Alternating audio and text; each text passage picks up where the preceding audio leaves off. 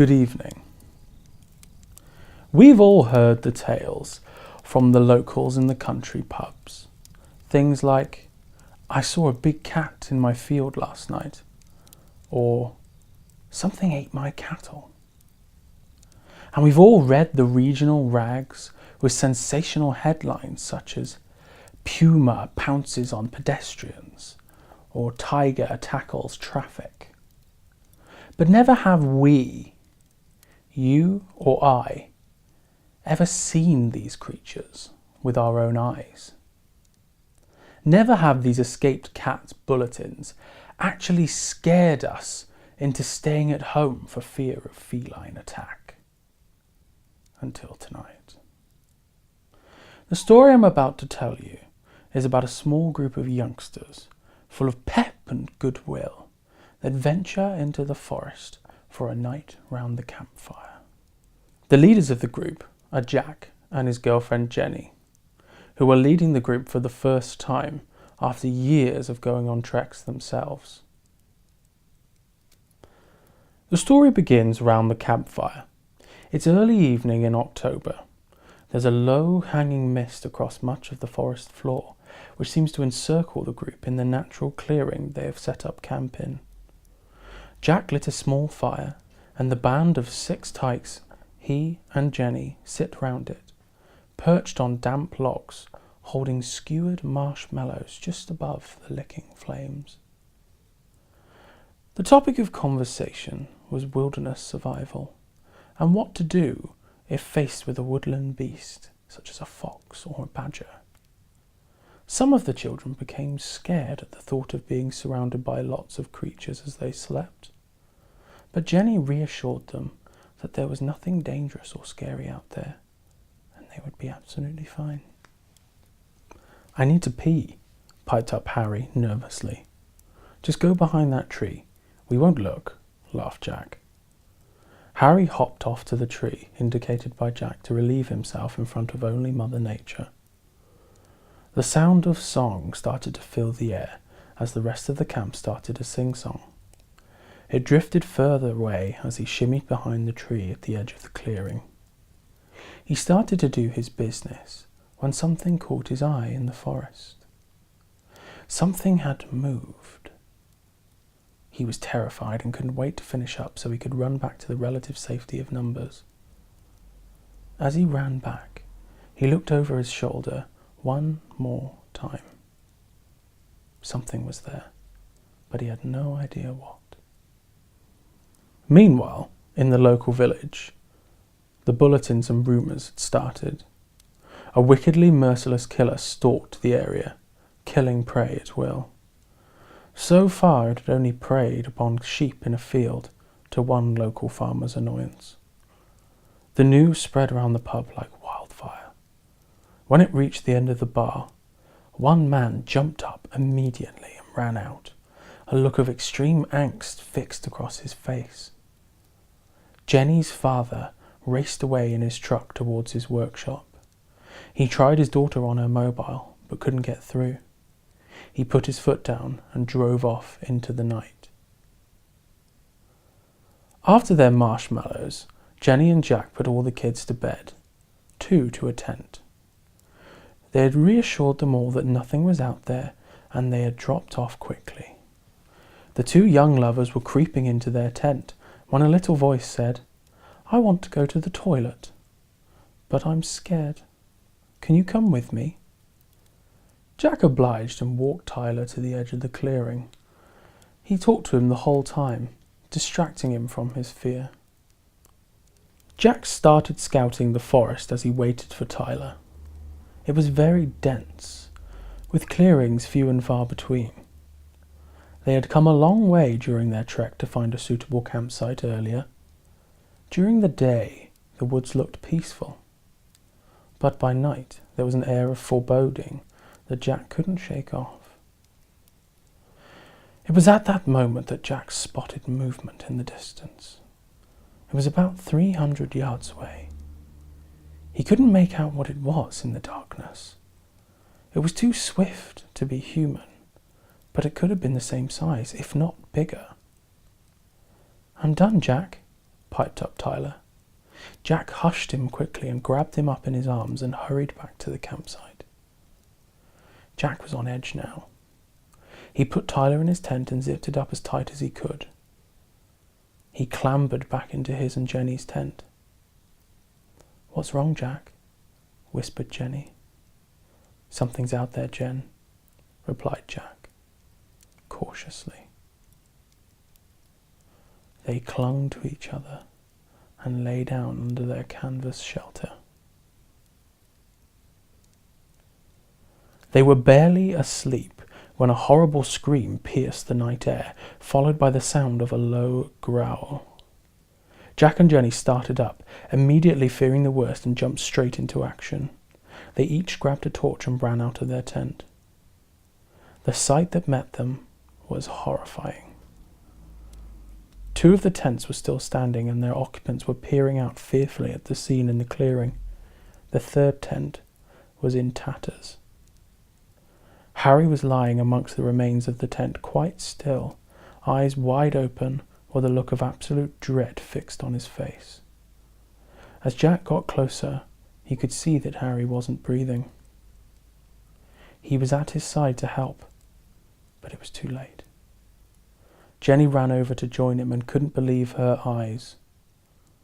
Harry's body had a huge slash across it, bearing 3 deep scores from right shoulder down to left hip, from where blood was seeping. But what was most disturbing was the rapid blood loss from his leg, where it had been ripped from his body from just above the knee. The bone protruding from the wound had been snapped clean off and looked eerily clean compared to the mangled flesh surrounding it. She turned away and threw up. Jack's face was still fixed with fear, looking into the face of the child he was charged with protecting, who now lay dead in front of him. "Where's Tyler?" stammered a frightened little voice from behind them. Jack rose and looked about the clearing and couldn't see him anywhere. Jenny recovered and started to instruct the children towards getting their coats and waiting next to the remnants of the campfire. "What are you doing?" asked Jack. "We have to move on. If whatever did this is still out there, it may come back, and we have to look for Tyler," commanded Jenny. Jack stood stunned as he listened to the girl he loved take command of this nightmare situation. He nodded slowly in agreement and set about doing as she had instructed. Jenny stood over the remains of Harry and Tyler's tent and covered over Harry's body with a piece of the torn tarp. She took a minute to take in what had happened and told herself that Tyler was alive and she would find him. In this moment of clarity, she realized she had her phone and eagerly clamoured for it in her pocket. When she grabbed it out, it was dead. She went over to Jack, who had got the fire going again, and gathered the 4 remaining children around it. She asked Jack to check his phone. It had a little charge, but no signal. They had to keep hope that moving away could get them further away from the beast and gain signal to call for help. "What happened to Harry?" asked Hannah. She looked especially frightened, as if she already knew the answer. Jack and Jenny looked at each other. They knew you weren't supposed to lie to children, but certain truths are too much for their delicate young minds. They just told them that Harry and Tyler had both run away after their tent had fallen down, and now they needed to look for them. Jenny replied so reassuringly that even Jack felt better about their situation. She was rising to the moment admirably. Once their branches were lit, they set off to look for Tyler. What he saw earlier must have been what caused the damage and killed Harry. It must be very powerful to snap bone cleanly like it had. He felt fear crawl over his body and looked at his girlfriend. She was determined to find Tyler, and the look of determination on her face gave him strength. They could do this. They had been walking aimlessly through the woods for about 30 minutes when Jenny heard a noise. It was a low growl, and it seemed to be coming up behind them. She stopped, and the others followed suit. She looked around, waving her fiery torch carefully round to peer into the darkness between the trees. She couldn't see anything, but the growl continued. The children began to shake with fear. She tried to calm them, but she needed to keep her eyes on the woods. Something was out there, and it was following them. She looked at Jack. He was also scouting the tree line for the source of the growl. Jenny started forwards, towards a dense clump of ferns. She signalled to the rest of the group to stay put. She stood still, now 6 feet away from Jack and the kids, and peered into the ferns. As the firelight danced inches away from the leaves, a huge mass of black shot out and glanced Jenny in the chest, knocking her to the floor. The children screamed as it pounced on their group. Jack waved his torch around wildly, but could see nothing in the flurry. It was too late. The attack had happened in an instant. A scream faded off into the distance. Freddie had been snatched away from them. Jack rushed to attend to Jenny, who lay sprawled out on her back next to the ferns. He looked down at her shoulder, which was gleaming crimson beneath a tear in her jumper. He grabbed a t-shirt from his bag and wrapped it round the wound. "Thank you," smiled Jenny weakly. She struggled up from the floor and looked around. "Freddie's gone," blurted out a very scared little Ben, who looked devastated by the news he had just uttered. "Is everyone okay?" asked Jenny to the rest of the group.